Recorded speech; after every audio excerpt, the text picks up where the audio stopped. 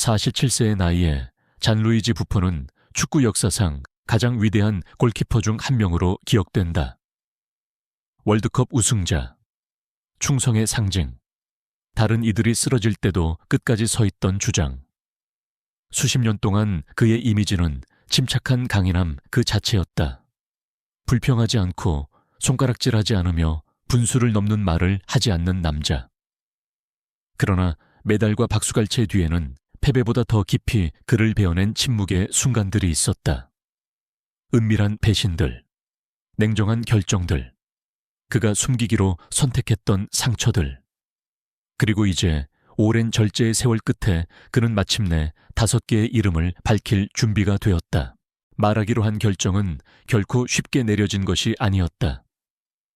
그는 수년 동안 불편한 질문들을 공손한 미소와 신중한 침묵으로 피해왔다. 그러나 최근의 한 성찰적인 인터뷰에서 자신의 커리어에서 가장 고통스러웠던 순간들에 대해 질문을 받았을 때 그의 침묵은 평소보다 훨씬 길어졌다. 그는 성공이 기억을 지워주는 것이 아니라 오히려 더 깊이 묻어둘 뿐이라는 사실을 인정했다. 어떤 상처들은 상대나 패배 때문에 생긴 것이 아니라 그가 신뢰했던 사람들에 의해 만들어졌다. 그의 곁에 있었던 사람들, 그의 위에 있었던 사람들, 혹은 그가 자리에 없을 때 그에 대해 이야기하던 사람들. 이번에는 누구도 보호하지 않기로 했다. 분노 때문이 아니라 진실을 위해서였다. 그리고 그렇게 그는 세기 시작했다. 트로피가 아니라 이름들을. 5위, 파비오 카펠로. 넘버 5는 규율, 권위, 그리고 타협 없는 통제로 명성을 쌓아온 감독이다. 그의 아래에서 일한다는 것은 구조, 위계, 그리고 절대적인 복종을 의미했다. 수년 동안 부포는 그 시스템을 존중했다. 그는 지도자와 선수 사이에는 언제나 명확함이 존재할 것이라 믿었다. 그러나 그의 커리어에서 결정적인 한 시기를 지나며 그 믿음은 서서히 금이 가기 시작했다. 모든 것은 미묘하게 시작되었다. 대화는 점점 짧아졌고 결정들은 설명 없이 전달되었다. 한 훈련 세션에서 드릴 도중 작은 실수를 한 뒤 카펠로는 훈련을 멈추고 차갑게 말했다. 이 나이에 확신은 사치다. 그 말은 고함이 아니었다. 바로 그 점이 더 아프게 했다. 그 말은 공기 속에 남아 있었고 이를 들은 동료들은 곧바로 시선을 피했다. 부포는 가만히 서서 고개를 끄덕인 뒤 훈련을 이어갔다. 겉으로는 차분했지만 속은 흔들리고 있었다. 그 뒤로 점점 배제되고 있다는 감각이 커져갔다. 그의 의견이 더 이상 요청되지 않는 전술 회의들. 어떤 사적인 대화도 있기 전에 대체자에 대한 언론 보도가 먼저 나왔다. 마침내 부폰이 명확한 설명을 요구했을 때 돌아온 답은 짧았다. 이미 결정은 내려졌다는 것이었다. 신뢰는 조건부였고 일시적인 것이었다. 그는 나중에 경쟁 자체는 결코 두렵지 않았다고 인정했다. 그를 상처 입힌 것은 수년간의 희생으로 쌓아온 존중의 부재였다. 정직함 없이 조용히 밀려나는 것은 마치 존재가 지워지는 것처럼 느껴졌다. 그가 믿기에 리더십은 존엄을 지켜야지 훼손해서는 안 된다. 그렇다면 권위가 진실 대신 침묵을 선택할 때 충성은 여전히 미덕일까? 아니면 단지 약점일 뿐일까? 4위 zlatan 이브라히모비치. 넘버 4는 그가 들어서는 모든 공간을 가득 채우는 존재감을 지닌 팀 동료다. 자신감은 그의 화폐였고 대립은 그의 언어였다. 같은 타르시를 공유했을 때 대비는 즉각적으로 드러났다. 부포는 침묵과 모범으로 이끌었고 이브라히모비치는 목소리와 지배력으로 이끌었다. 처음에 부포는 강한 개성들이 공존할 수 있다고 믿었다. 시간이 지나며 그는 모든 리더십 스타일이 균형을 추구하는 것은 아니라는 사실을 깨달았다. 긴장은 작은 순간들에서 표면으로 드러났다. 빗나간 패스에 과장된 제스처가 뒤따랐다. 사적으로 말해도 될 지시가 경기장 한복판에서 소리쳐 전달되었다. 치열한 무승부 이후 좌절감이 끓어오르던 순간 이브라히모비치는 돌아서며 이렇게 말했다고 전해진다. 진짜 리더는 장갑 뒤에 숨지 않는다. 그 발언은 동료들 앞에서 던져졌고 어색한 웃음이 뒤따랐다. 부포는 답하지 않았다.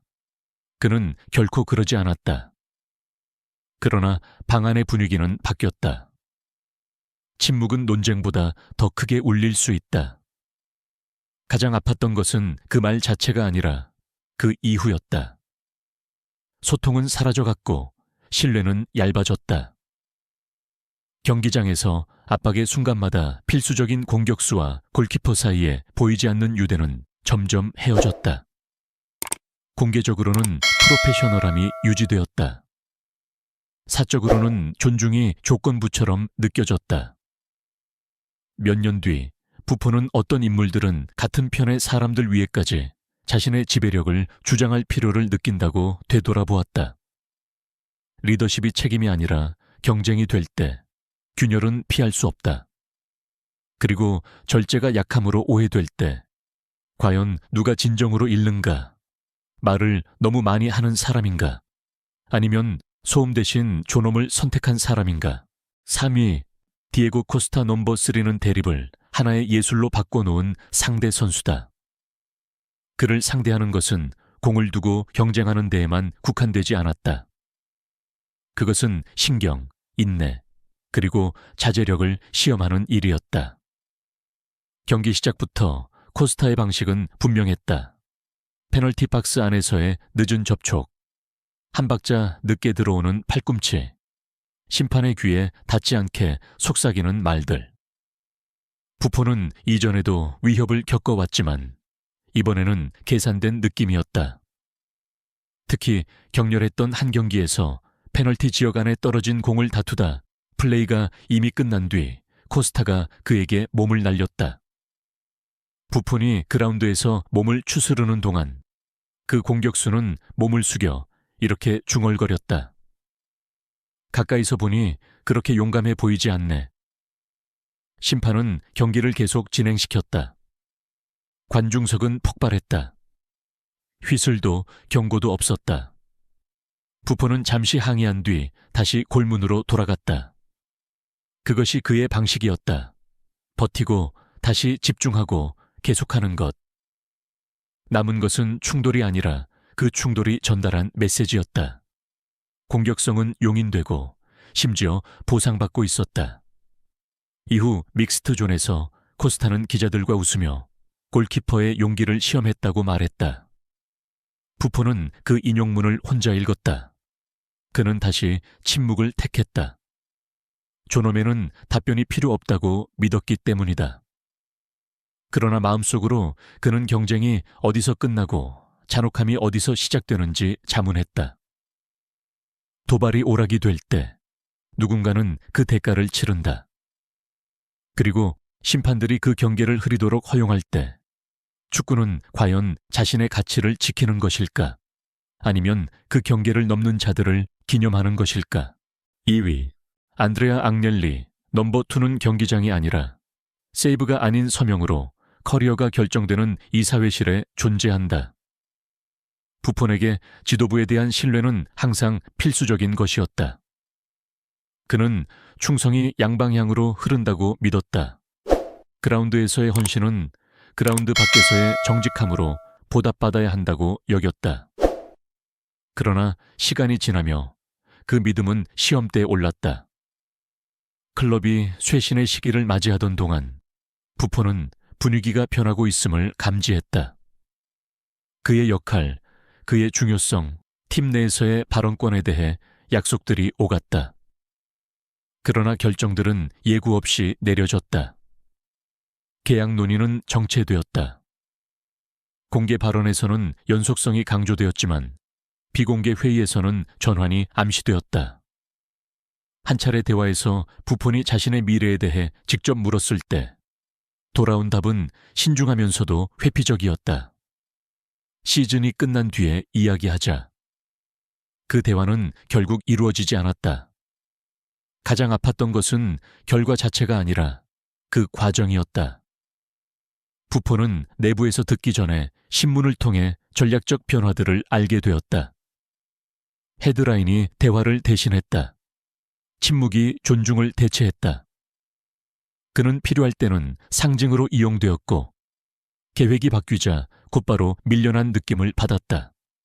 그는 충성이 일방적인 기대가 될 수 있다는 사실을 깨달았다. 나중에 그 시기를 돌아보며 부포는 지도자들이 불편함을 피하기 위해 외교 뒤에 숨는 경우가 많다고 인정했다. 그러나 모호함은 거절보다 더 깊은 상처를 남길 수 있다.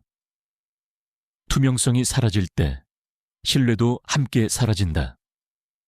그리고 전통 위에 세워진 클럽에서 기반이 흔들리기 전에 얼마나 많은 다리가 조용히 불타버릴 수 있을까?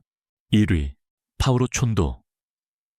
네온베요 1은 권위, 신뢰성, 그리고 영향력과 연관된 이름이다. 그의 글은 지면을 넘어서는 무게를 지닌 기자였다. 파울로 콘도가 글을 쓰면 사람들은 귀를 기울였다. 부폰에게 그것이 바로 상처가 그렇게 깊게 배인 이유였다. 커리어의 섬세한 시점에서 일련의 칼럼들이 그의 공적 이미지를 재구성하기 시작했다. 그것들은 그의 선방이나 트로피를 공격하지 않았다. 대신 그의 성격을, 그의 리더십을, 그의 의도를 문제 삼았다. 처음에는 미묘하게 시작되었다. 부폰의 타르실 내 영향력이 지나치다는 뉘앙스의 표현들. 그의 장수함이 다른 이들을 붙잡아 두고 있다는 암시들. 그리고 곧 한 클럽에 대한 충성이 경쟁을 두려워하는 마음을 가리고 있는 것은 아닌지 묻는 더 날카로운 문장들이 이어졌다. 이러한 주장들 중 그 어떤 것도 그와 직접 논의된 적은 없었다. 그럼에도 불구하고 그것들은 토크쇼와 소셜미디어를 통해 반복되며 퍼져나갔고 마침내 받아들여진 진실처럼 느껴지게 되었다. 부포는 모든 글을 읽었다. 특히 가혹한 한 편의 기사 이후 그는 경기장에서 변화를 느꼈다. 박수는 조심스러워졌고 작은 실수마다 웅성거림이 뒤따랐다. 그는 처음으로 골키퍼가 아니라 하나의 서사로서 판단받고 있다고 느꼈다.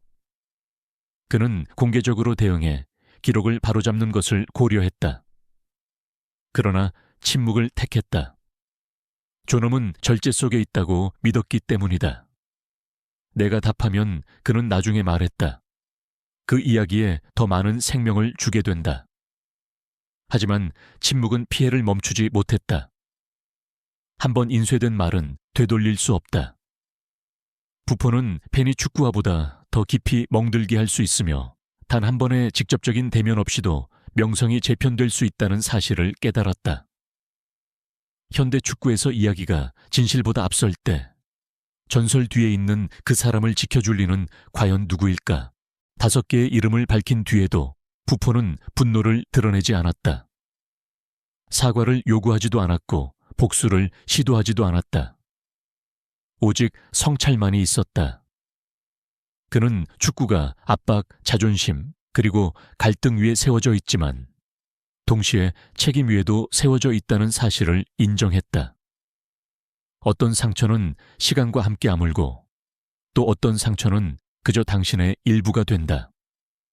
47세가 된 그는 더 이상 인정받기를 갈구하지 않는다.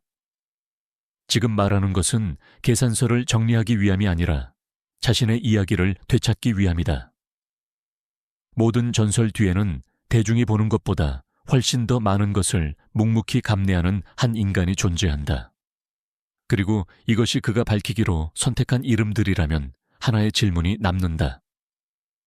축구 속에서 아직도 얼마나 많은 진실들이 침묵 속에 짊어지고 가고 있는가?